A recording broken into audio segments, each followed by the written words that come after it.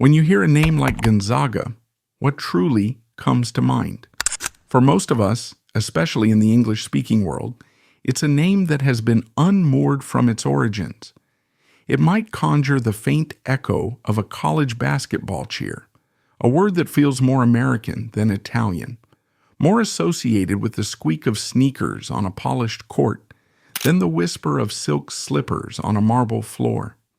It feels familiar, yet hollow, a brand name stripped of its history. But to let that be the only definition is to allow one of history's most spectacular, beautiful, and ultimately tragic stories to fade into obscurity. To truly understand the name Gonzaga, you must travel back in time, back to a world lit by candles and ambition, a world where beauty was a weapon and power was a performance. Imagine a city rising from the mists of 3 man-made lakes, a jewel box of a place in the heart of northern Italy. This is Mantua, or Mantova. And for 400 years, this city was the personal stage of the Gonzaga family. They were not just its rulers. They were its creators, its impresarios, its soul.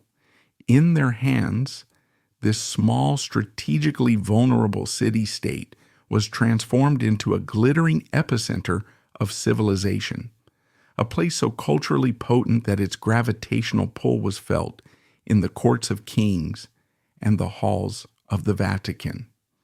It was here, under their patronage, that the art of the Renaissance reached some of its most sublime heights.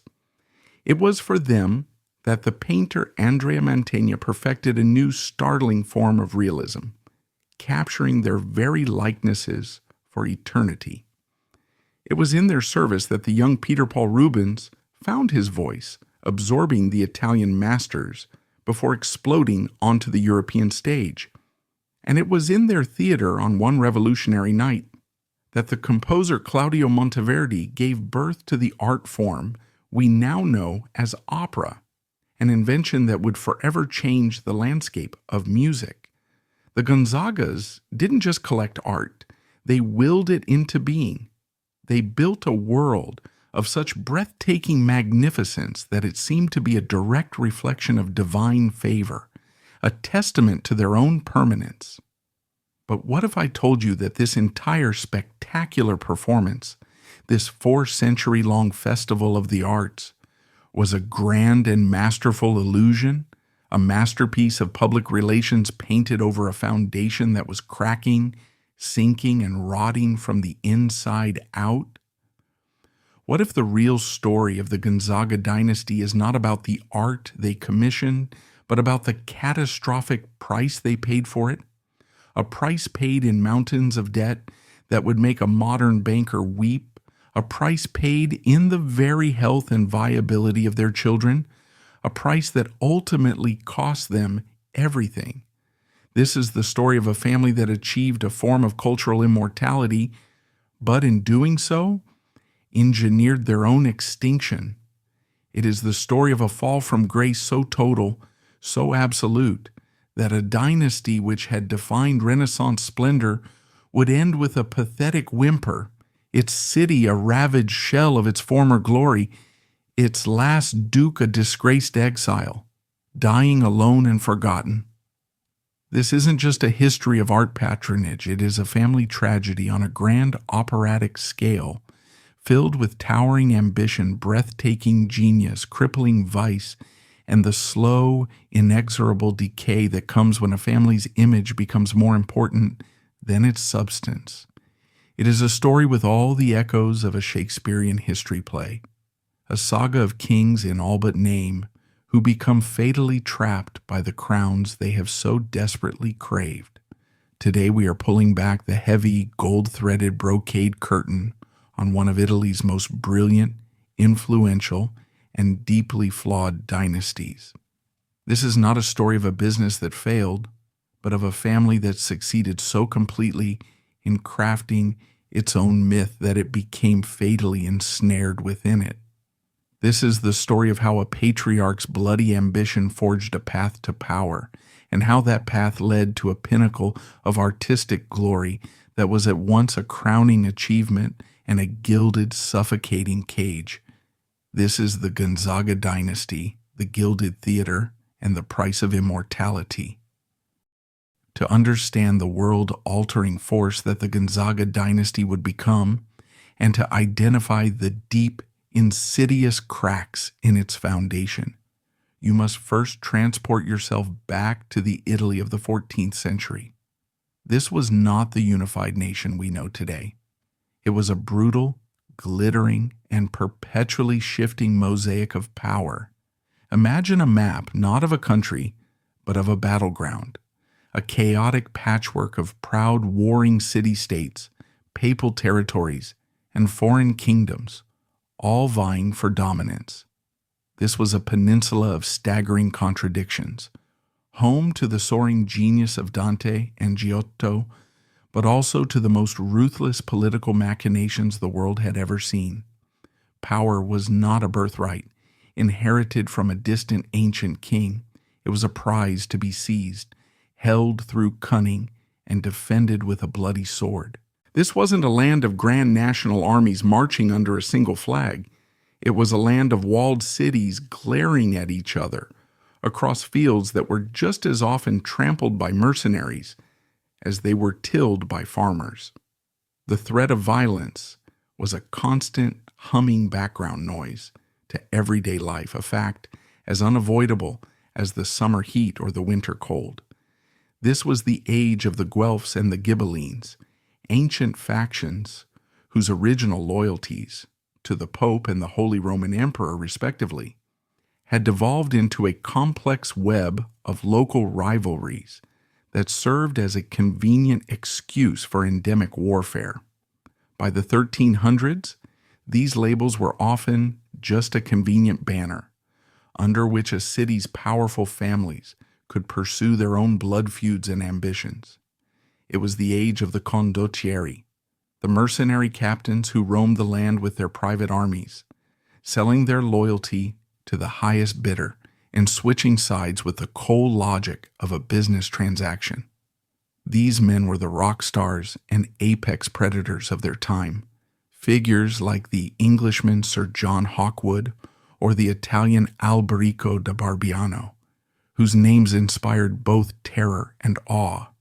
They were the ultimate entrepreneurs of violence, and their presence meant that war was not a rare, state-sanctioned event, but a constant freelance possibility. In this world, a single miscalculation, a poorly chosen alliance, or a moment of weakness could mean the complete and utter annihilation of a family's name, fortune, and future. Survival was an art form, and politics was a blood sport. It was in this unforgiving crucible of blood, betrayal, and ambition that Luigi Gonzaga forged his destiny, and with it the destiny of his family. He was the dynasty's architect, the stern, pragmatic patriarch, who drew the first bloody blueprints for all that was to come. He was not born into the ancient senatorial nobility of Rome or the fabulously wealthy merchant aristocracy of Florence. His was a story of pure, unadulterated, bare-knuckle ambition, a product of the turbulent Lombard plain. For decades, his home city of Mantua had been under the thumb of the Bonacolsi family, who themselves had seized power in a similar fashion nearly 60 years prior.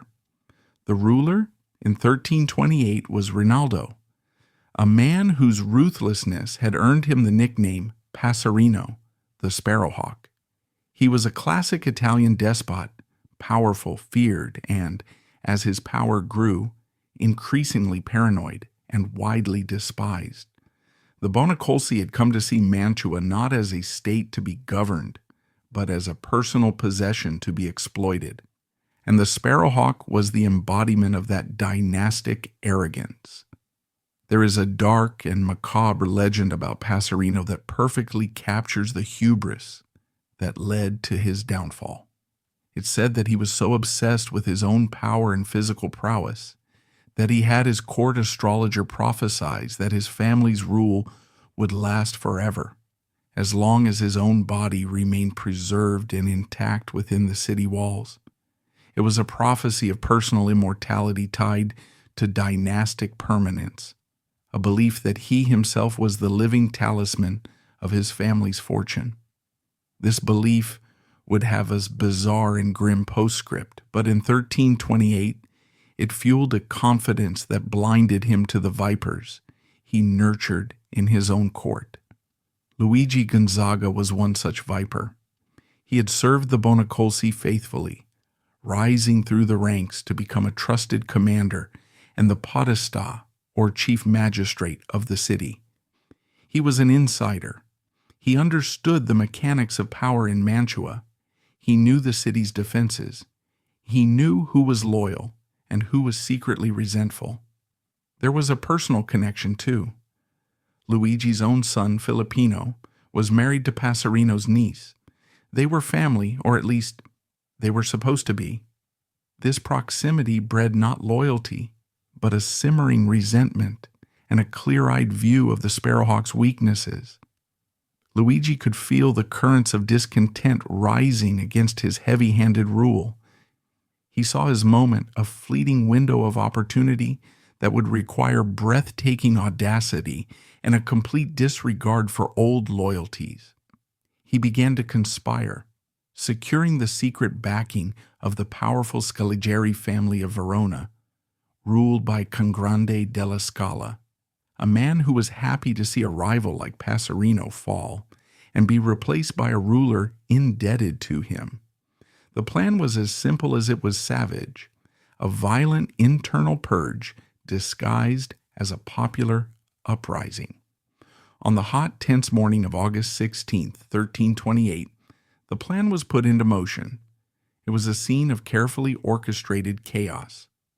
As the city bells rang out, signaling a supposed public alarm, Gonzaga and his sons, backed by Veronese soldiers who had been smuggled into the city in the preceding days, rode into the main square, the Piazza Sordello. They raised the cry of "Long live the people and the house of Gonzaga," the classic pretense of a popular uprising, a public relations masterstroke in an age without newspapers.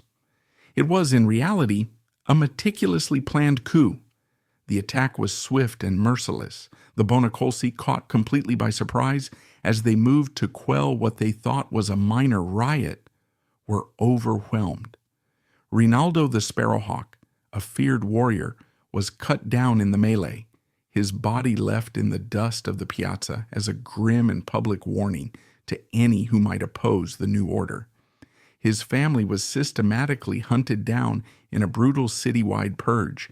They were slaughtered in their palace, imprisoned in their own dungeons, or driven into a desperate exile from which they would never return. Out of this carnage, the 57-year-old Luigi Gonzaga emerged as the new master of Mantua.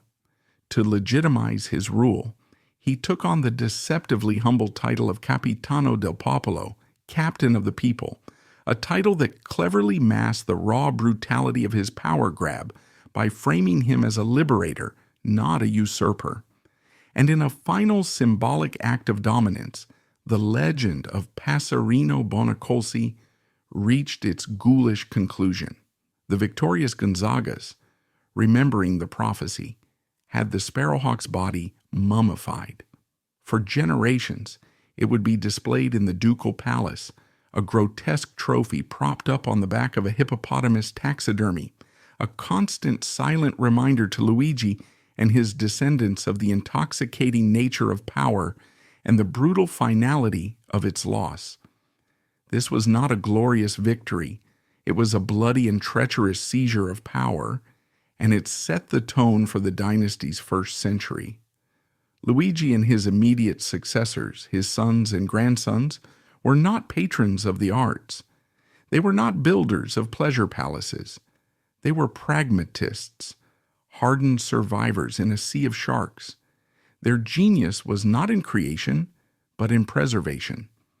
They inherited a state that was precariously positioned, a small, flat territory wedged between the expansionist ambitions of the Visconti of Milan to the west, whose serpent banner was a symbol of predatory intent, and the vast maritime empire of Venice to the east. Mantua was a lamb surrounded by hungry wolves, and the early Gonzagas knew it. Their every decision was dictated by this fragile reality. Their primary concern was not commissioning frescoes, but reinforcing the city's walls and expanding its formidable defensive lakes. Mantua's greatest defense was a gift of geography, masterfully enhanced by engineering. The city was an island in a floodplain, surrounded by 3 large marshy lakes formed by the damming of the river Mincio. To any invading army, it was a logistical nightmare, a fortress of marsh and moat. The early Gonzagas poured their resources into strengthening the causeways, the bridges, and the watchtowers, making their city one of the most defensible in Italy. Their most important investments were not in paintings and sculptures, but in the sinews of war, soldiers, spies, and the politically essential commodity of well-bred horses. The Gonzaga stables became legendary throughout Europe. They weren't just breeding animals. They were creating a brand, a status symbol recognized in every court from London to Constantinople. They bred a strain of warhorse renowned for its size, strength, and courage, a living engine of destruction on the medieval battlefield. But off the field, these animals were even more valuable. They became a unique and powerful tool of Gonzaga diplomacy. To be gifted a prized stallion from the ducal stables was the ultimate compliment, a gesture of friendship and respect that could smooth over political tensions or seal a new alliance. Kings and emperors vied for these creatures, and the Gonzagas used this equine currency with masterful skill, turning their passion for breeding into an instrument of statecraft. They ruled with a steady, calculating hand, navigating the treacherous currents of Italian politics with a series of shrewd military alliances, and most importantly, strategic marriages that wove their family into the very fabric of Italian nobility. Luigi's successors, his son Guido and grandson Ludovico I, were not charismatic visionaries. They were managers. Their primary job was to not lose what their patriarch had won. They lived under the long, terrifying shadow of Milan, whose Visconti rulers made no secret of their desire to swallow Mantua whole. The Gonzagas survived by becoming indispensable, by playing their powerful neighbors against each other, and by making their family an essential part of the ruling network. They married their children to the scions of the Este in Ferrara, the Visconti in Milan, and the ruling families of smaller vital principalities. Each marriage was a treaty, each child a diplomat, a living guarantee of a fragile peace. A Gonzaga daughter sent to marry a neighboring lord was not just a bride, she was a permanent ambassador, a listening post in a rival court. This first phase of their rule was about consolidation. It was a long, patient, and often nerve-wracking process of transforming their bloody, illegitimate seizure of power into a stable, accepted, and hereditary lordship. They were forging a dynasty not with glamour and spectacle, but with grit, patience, and an unsentimental understanding of political reality.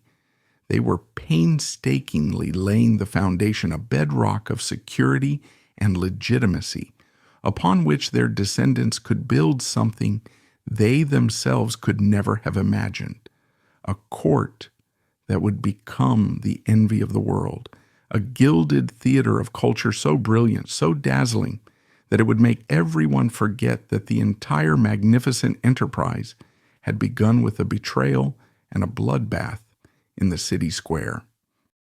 As the 14th century gave way to the 15th, a profound transformation began to take place within the Gonzaga dynasty. The brutal existential struggle for sheer survival, which had defined the first 100 years of their rule, was largely over. The foundation laid with blood and consolidated through shrewd diplomacy was secure. Now, with their political position stabilized, the family's gaze turned inward and upward. Their ambition evolved. The raw, pragmatic power of the sword, while still a necessary tool, was no longer enough. The Gonzagas were about to embark on a century-long project to fundamentally rewrite their family's identity, to move from the battlefield to the ballroom, from the grim necessity of fortification to the glorious potential of self-fashioning. This was the era when the Gonzaga ethos was completely reimagined. They came to understand a profound and subtle truth of their age, that in the spectacular theater of Renaissance Italy, perception was power. To be seen as magnificent, as cultured, as divinely favored and intellectually superior was a more potent defense than any fortress wall. Art was not to be a mere decoration.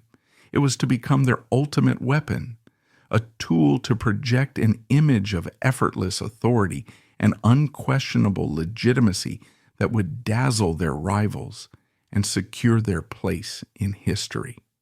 This historic transformation was not the work of a single man, but a complex interplay of personalities who would consciously and deliberately convert the family's wealth into a new, more durable currency: prestige. The first crucial step on this new path was taken by Gianfrancesco Gonzaga. He was a highly successful condottiero, a man who had grown rich and powerful in the traditional way by leading armies for Venice in its wars against Milan.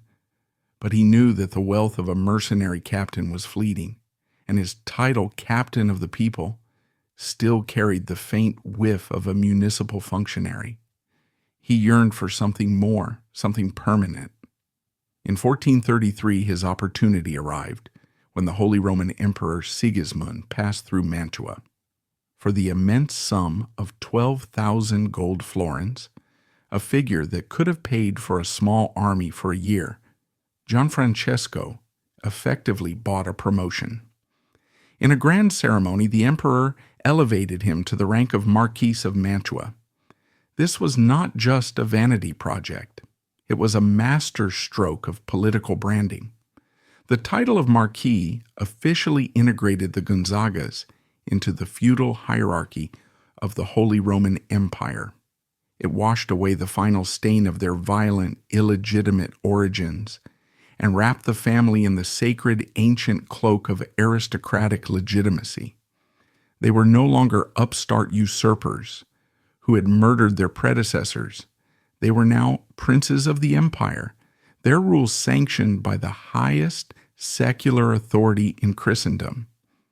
This act laid the legal and psychological groundwork for everything that was to follow. But it was Gianfrancesco's son, Ludovico III, who truly became the architect of Mantua's cultural renaissance. Ludovico was a fascinating and complex figure. Educated by the famed humanist Vittorino da Feltre in a school that became a model for Renaissance education, he was also a battle-scarred soldier who had fought for years as a condottiero. Vittorino's school, the Casa Gioiosa, or Joyful House, was revolutionary. Here, the children of the Gonzaga and other noble families studied classical literature, philosophy, and mathematics, alongside a regimen of physical education. It was a place designed to create the ideal Renaissance ruler, a mind as sharp as the body was strong. Ludovico was its star pupil, a man who understood both the beauty of a classical text and the brutal calculus of a military campaign. When he inherited the marquisate, he made a conscious decision to pivot the family's focus. He believed that the future security of Mantua lay not in its military might, which could never hope to match that of Milan or Venice, but in its cultural prestige. In 1460, Ludovico made the single most important artistic decision in the family's 400-year history. He invited the brilliant, fiercely individualistic, and notoriously difficult painter, Andrea Mantegna, to become his official court artist. This was a revolutionary move. Mantegna was not to be just a hired hand for a specific project. He was to be an artist in residence, given a handsome salary, lodging, and most importantly, a direct personal relationship with his patron. His task was to craft the Gonzaga's public image to become the visual poet of their reign. He accepted, and over the next decade, he created a masterpiece that would echo through the ages, the frescoes of the Camera degli Sposi, the Chamber of the Spouses, in a tower of Mantua's sprawling ducal palace. To step into this relatively small room today is to step directly into the heart of the carefully constructed Gonzaga myth. It is an act of time travel. On the walls, Mantegna painted not a remote religious scene or a complex classical allegory, but the family itself, engaged in the day-to-day business of ruling. On the main wall, we see the patriarch, Ludovico, seated. He is not depicted as a fearsome warrior, but as a calm, thoughtful administrator, discussing a letter with a courtier.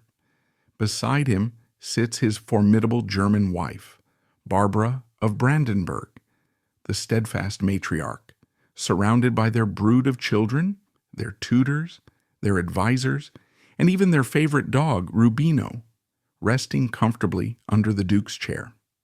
The details are astonishing.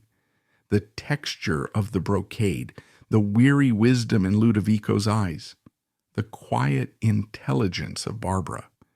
We see their famous court dwarf, hinting at a darker story we will return to, and courtiers whispering in the background. The figures are depicted with an astonishing, unvarnished realism. These are real people, their faces filled with character and personality. Yet the entire scene is infused with an undeniable aura of calm, dynastic power and effortless authority. On another wall, we see the meeting of Ludovico with his son, Cardinal Francesco, a scene celebrating the family's connection to the power of the church. Looking up, Mantegna created a breathtaking trompe-l'oeil oculus, a painted hole in the ceiling through which cherubs and court ladies cheekily peer down at the viewer below, a revolutionary trick of perspective that would influence artists for centuries. This wasn't just a family portrait, it was a brilliant and sophisticated piece of political propaganda. It was a declaration to every ambassador, every visiting prince, every powerful dignitary who was granted an audience in that room that the Gonzagas, we were not just temporary rulers. They were a legitimate, divinely ordained dynasty, stable, prosperous, pious, and cultured. They were here to stay. If Ludovico and Mantegna laid the cornerstone of Mantua's golden age, its true architect, the person who would raise the structure to its most dazzling heights, was a woman who married into the family and proceeded to conquer it with her intellect, ambition, and impeccable taste. Isabella d'Este. When she arrived in Mantua in 1490 to marry Francesco II Gonzaga, the great-grandson of Ludovico, she was not just a bride, she was a force of nature. Educated at the brilliant court of Ferrara, she was a true prodigy of her time, fluent in Greek and Latin, a gifted musician, and possessed of a political acumen that would put most of her male contemporaries to shame. She became widely known, and for good reason, as La Prima Donna del Mondo, the First Lady of the World. While her husband Francesco was a competent but often brutish soldier, frequently away from home commanding mercenary armies, Isabella became the effective ruler of Mantua. She was the true power behind the throne, a masterful politician who navigated the treacherous vortex of the Italian wars with stunning cunning and foresight. When her husband was captured and imprisoned by the Venetians, she ruled Mantua alone for over a year, steering the state through a perilous crisis with a skill that won her the admiration of figures like Machiavelli. She negotiated with kings and popes, raised armies, and outwitted her enemies, all while maintaining the brilliant cultural life of her court. But her true passion, her life's work, was the creation of a court that would be a universe of culture, a place that would be recognized as the very pinnacle of civilization. She transformed the ducal palace, creating her famous studiolo, a study, and grotta, a grotto, two small private chambers that she filled with a meticulously curated collection of allegorical paintings, classical sculptures, and precious ancient artifacts. These were not just rooms. They were personal statements, intellectual theaters designed to showcase her learning, her virtue, and her refined taste. The studiolo was home to paintings by Mantegna and Perugino, all based on complex allegorical programs devised by Isabella herself, celebrating the triumph of virtue over vice. She pursued the greatest artists of her day, Leonardo da Vinci, who drew a famous portrait of her, Titian, Perugino, Correggio, with a relentless, almost obsessive determination. Her voluminous correspondence, much of which survives, reveals her as a demanding, micromanaging, and often frustrating patron who knew exactly what she wanted. She hounded Leonardo for years to turn his sketch of her into a finished painting, a project he never completed. She sent artists highly detailed instructions for the paintings she commissioned, specifying not just the subject matter, but the precise arrangement of figures and the emotional tone. To receive a commission from Isabella d'Este was a mark of supreme recognition, but it was also a test of patience. Her court became a magnet for the brightest minds in Europe. Poets, musicians, scholars, and diplomats flocked to Mantua, all hoping for an audience with the brilliant Marchesa. She was not merely collecting beautiful objects, she was using culture as her primary tool of diplomacy and as a powerful symbol of her own authority and intelligence. When a powerful visitor arrived, a tour of her studiolo was an essential part of the visit, a nonverbal demonstration of the sophistication and power of the Gonzaga court. She understood, perhaps more clearly than anyone of her era, that the letters she wrote, the art she commissioned, and the music she sponsored were all part of a grand performance, a continuous broadcast projecting an image of Mantua and of herself as the very center of the Renaissance world. Under Isabella's extraordinary guidance, the gritty fortress of her husband's ancestors was transformed once and for all into a gilded theater, and on its magnificent stage, the Gonzaga dynasty shone with a brilliance that dazzled all of Europe and secured its place in history. For every great dynasty, for every seemingly unstoppable ascent, there is a moment when the summit is finally reached. It is a precarious, breathtaking peak where the view is magnificent, but the air is dangerously thin, the footing is treacherous, and the only direction to travel is ultimately down. For the house of Gonzaga, that golden, sun-drenched moment arrived on a spring day in 1530. The Holy Roman Emperor, Charles V, the most powerful man in the world, whose empire stretched from Spain to Germany to the Americas, paid a state visit to Mantua. In a ceremony of unparalleled pomp and splendor designed to awe the world, he officially elevated Isabella d'Este's son, Federico II, from the rank of Marquis to the first Duke of Mantua. This was the absolute zenith of Gonzaga power and prestige. It was the culmination of 2 centuries of bloody struggle, patient consolidation, and brilliant cultural engineering.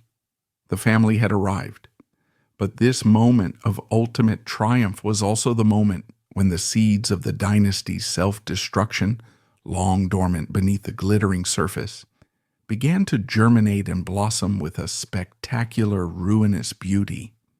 The very qualities that had lifted them to this peak, their boundless ambition and their belief in spectacle, would now begin to pull them down.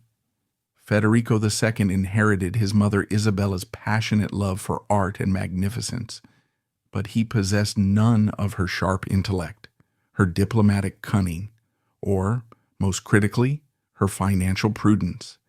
His ambition was directed less toward the complex art of statecraft and more toward the creation of a personal paradise of pleasure.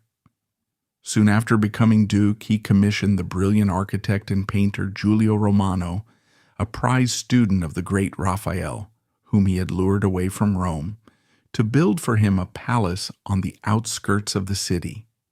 This was to be the Palazzo Te. It is impossible to overstate the significance of this building. The Palazzo Te was not a fortress, nor was it a seat of government. It was a suburban villa, a pleasure dome designed for leisure, for staging lavish parties, and, most importantly, for housing his beloved and long-term mistress, Isabella Boschetti. The palace is a startling masterpiece of the new Mannerist style, a place of stunning, often bizarre and unsettling beauty, designed to delight, surprise, and overwhelm the senses. Its rooms are decorated with frescoes of astounding creativity and technical skill. The Room of Psyche celebrates the erotic, often troubled love stories of the gods, a barely veiled tribute to Federico's own illicit affair. The Hall of the Horses is decorated with life-size portraits of Federico's favorite steeds, a testament to his aristocratic passions. But the most famous and psychologically revealing room is the Hall of the Giants. Here, Giulio Romano created a floor-to-ceiling fresco that is a true vortex of artistic energy. It depicts the apocalyptic battle between the gods of Olympus and the rebellious giants who sought to storm the heavens. The entire room is a seamless illusion. Walls and ceiling merge as the viewer is placed in the very center of the catastrophe. Giants are crushed by crumbling columns and falling rocks, their faces contorted in agony as Jupiter, high above, hurls his thunderbolts. It is an overwhelming, dizzying spectacle of absolute power and divine wrath. But in hindsight, it is also a chillingly prophetic image, a vision of a world collapsing under the weight of its own hubris, a perfect, unintentional metaphor for the Gonzaga family's own not-too-distant future. The construction of such monuments, the patronage of artists like Titian, and the maintenance of a new, far more extravagant ducal court required a flowing river of gold. Under Federico and his successors, that river began to run perilously shallow. There was a brief, remarkable reprieve under Federico's son, Guglielmo. Guglielmo was the polar opposite of his pleasure-loving father. He was a dour, cautious, deeply religious, and physically deformed ruler who was obsessed with two things: music and money. A severe hunchback, he was intensely private and deeply suspicious, detesting waste and ruling with an iron fist. He was a brilliant and meticulous administrator who reorganized the state's finances, streamlined tax collection, invested shrewdly, and paid off the mountain of debt his father had accumulated. He was also a talented composer in his own right and a major patron of the great church musician Palestrina. Through his austerity and sharp financial acumen, he amassed a massive personal fortune, refilling the family's treasury and restoring its financial health. He was the sober, responsible accountant who temporarily saved the dynasty from its own extravagant impulses, a necessary but unloved figure in their story. But this period of fiscal sanity was merely the calm before the storm. The man who would single-handedly and gleefully burn through this carefully accumulated fortune was Guglielmo's son and heir, Vincenzo I. In the character of Duke Vincenzo I, all the Gonzaga's greatest virtues and most fatal flaws collided in a spectacular explosion of genius and irresponsibility. He was, without question, one of the most brilliant and visionary art patrons of the late Renaissance. He had an unerring eye for talent and a genuine, passionate love for the arts. It was Vincenzo who, on a trip to Venice, recognized the explosive genius of a young, unknown Flemish painter named Peter Paul Rubens and brought him to his court, giving him a position that allowed him to travel and study the great works of Italy. It was Vincenzo who appointed the composer Claudio Monteverdi as his maestro della musica and provided him with the resources and the artistic freedom to create his 1607 masterpiece, L'Orfeo. This work, staged in the ducal palace, was a revolutionary fusion of music, drama, and spectacle that is now widely considered the world's first great opera. Imagine being in that audience, witnessing for the first time an art form being born, where the full emotional weight of a story was carried by music. Vincenzo's court was a crucible of creativity. However, he was also a man utterly consumed by a pathological need for spectacle, pleasure, and extravagance. He was a spendthrift on a truly epic, almost unbelievable scale. Vincenzo treated the state treasury that his frugal father had so painstakingly built as his personal piggy bank, a limitless fund to be drained for his own amusement. He spent fortunes on elaborate court festivals, theatrical productions, and tournaments that lasted for weeks. He was obsessed with his stables of prized horses and his kennels of hunting dogs. He maintained a vast and ever-changing collection of mistresses and favorites, showering them with gifts. He poured money into ruinously expensive alchemical experiments, convinced he was on the verge of discovering the secret to turning lead into gold. His diplomatic missions were legendary for their extravagance, as he traveled with an absurdly large and costly entourage, turning state business into a hedonistic tour of Europe's pleasure capitals. Contemporary accounts suggest his personal expenditures were often 5 times the state's entire annual income. This brings us to one of the dynasty's darkest and most defining secrets: the profound illusion of their wealth. The glittering theater of the Gonzaga court, with its celebrity artists, groundbreaking operas, and international fame, was built on a foundation of financial lies and IOUs. They perfected a form of what could be called art by mortgage. To fund their insatiable appetite for luxury and prestige, they took out massive, high-interest loans from the powerful banking houses of Venice and Genoa, often using the state's future tax revenues or even the ducal jewels as collateral. They were, in essence, castle poor, living like gods amidst priceless masterpieces, while teetering constantly on the brink of insolvency. Vincenzo was the ultimate embodiment of this fatal contradiction. He projected an image of limitless power and wealth, a prince of infinite generosity and taste. But in reality, he was a man drowning in a sea of debt, frantically borrowing from one banker to pay off another. He was selling off his family's financial future to pay for the fleeting pleasures of the present. He wasn't just a patron. He was the dynasty's great prodigal son. With his brilliant but reckless spending, he set the House of Gonzaga on a firm and irreversible course toward a financial ruin from which it would never, ever recover. While the Gonzagas were busy constructing their magnificent cultural monuments of art, architecture, and music, an invisible and far more insidious process of decay was hollowing out the dynasty from within. This was not a crisis of finance, though that was certainly happening. This was a crisis of biology, a deep and irreversible corruption of the family's own bloodline. It was the tragic, logical conclusion of a centuries-long strategy that had once seemed essential for survival, but had now become a self-inflicted curse. From their earliest days, the Gonzagas, like so many ruling houses in Europe, had seen marriage not as a matter of love, but as the ultimate tool of statecraft, to consolidate their power, protect their fragile territories, and, most importantly, keep their hard-won fortunes within the family line.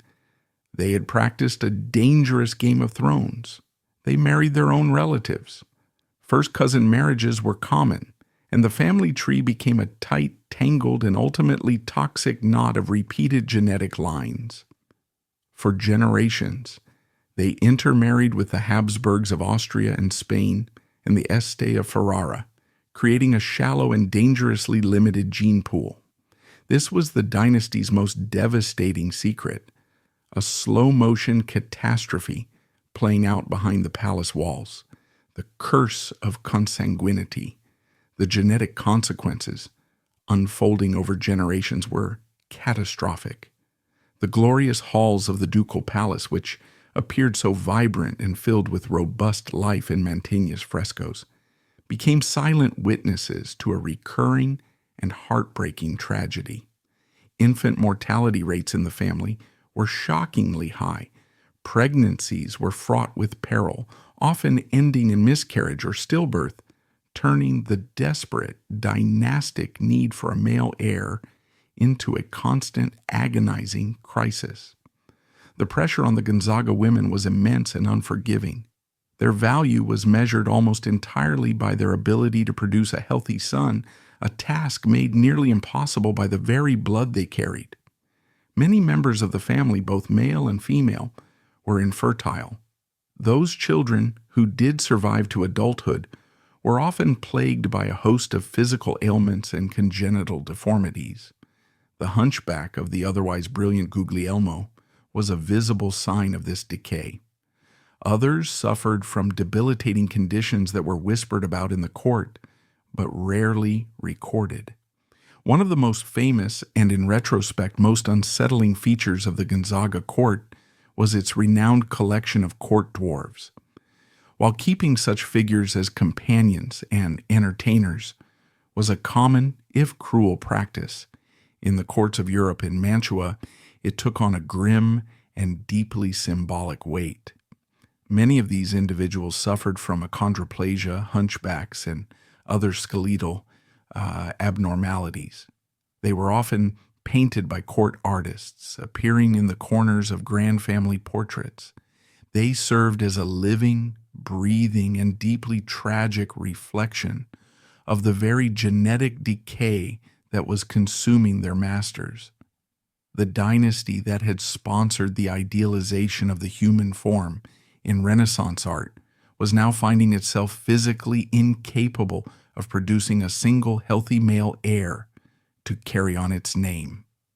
This biological crisis reached its desperate, chaotic climax in the early 17th century, in a moment that exposed the dynasty's terminal decline to the entire world.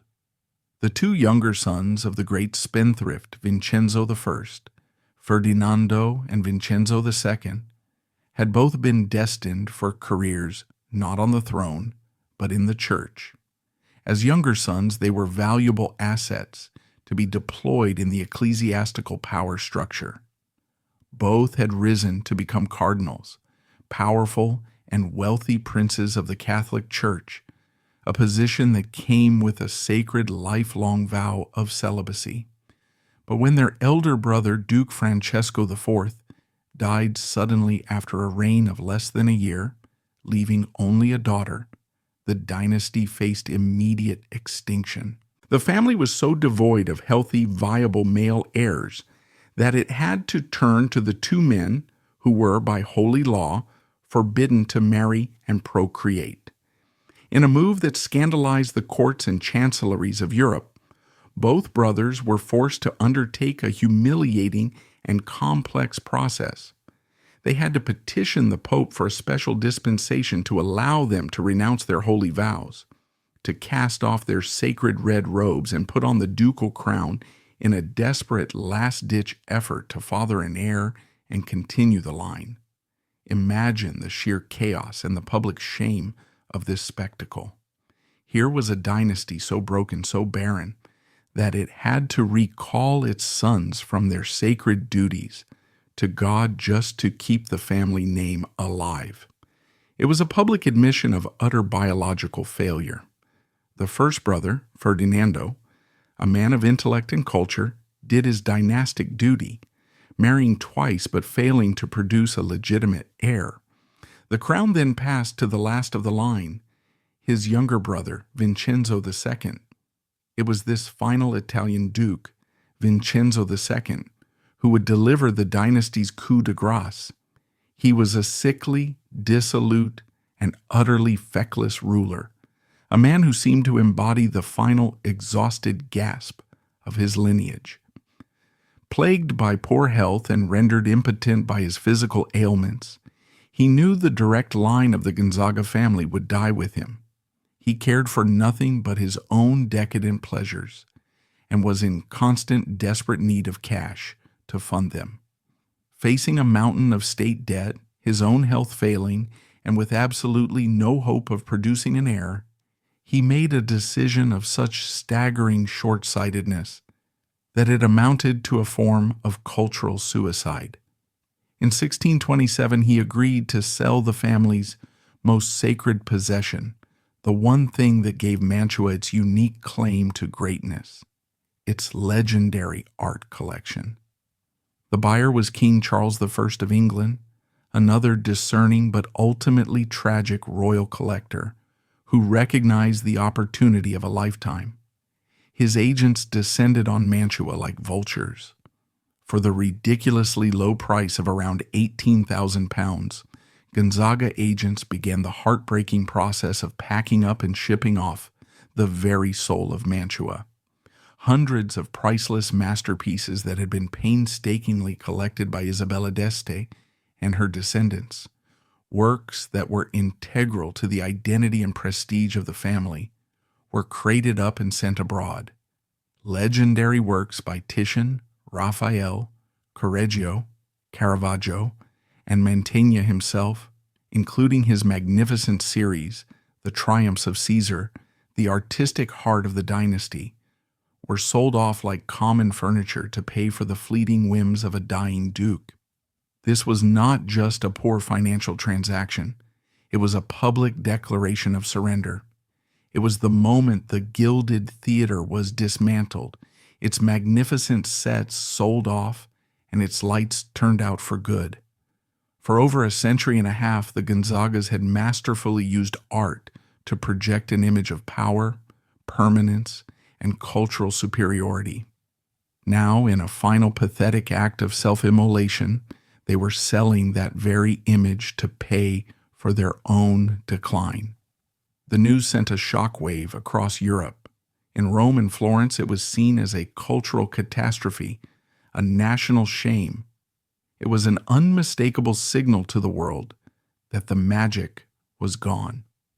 The great cultural monuments the Gonzagas had built to their own glory were crumbling, and the family was now reduced to auctioning off the rubble.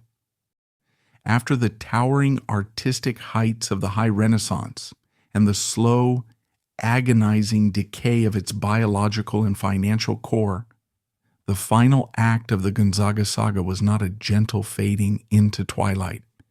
It was a swift, brutal, and ignominious collapse. The dynasty that had begun in a bloody internal coup would find its end in the smoke and ruin of a foreign invasion, its final members reduced to little more than ghosts haunting the wreckage of their own once great legacy. The family was not just declining, it was about to be violently and decisively erased from the map of Italy.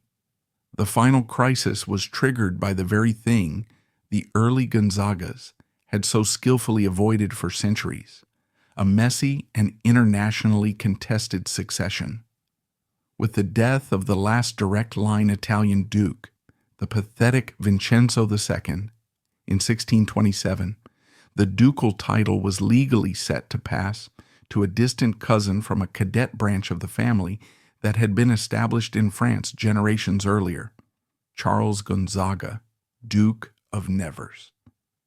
On paper, it was a perfectly legitimate and legal claim, but in the ruthless, high-stakes world of 17th century European geopolitics, it was an unmitigated catastrophe.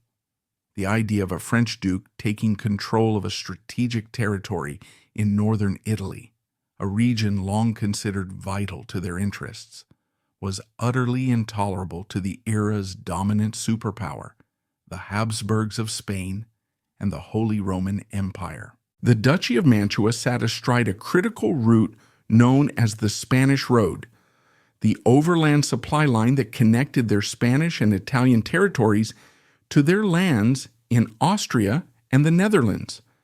To allow a French-backed duke to control this vital artery was to them unthinkable.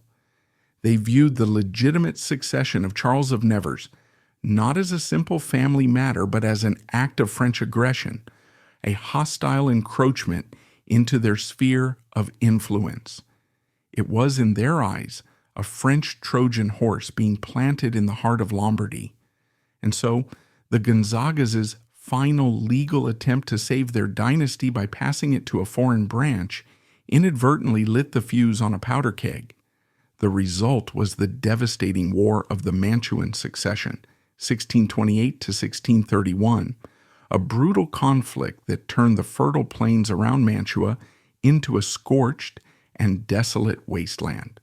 The climax of this war came in 1630, a year that would be seared into the city's memory as its darkest hour. A massive imperial Habsburg army, composed largely of German Landsknecht mercenaries, descended upon Mantua. After a long and desperate siege, the starving and disease-ridden city finally fell. What followed was one of the most savage and thorough sacks of a city in that violent century. For 3 days, the unpaid, undisciplined soldiers were let loose. They rampaged through the streets, indulging in an orgy of pillage, murder, and destruction. The magnificent ducal palace, which had survived for centuries, was stripped bare of anything of value that hadn't already been sold. Churches were desecrated, their gold and silver artifacts melted down.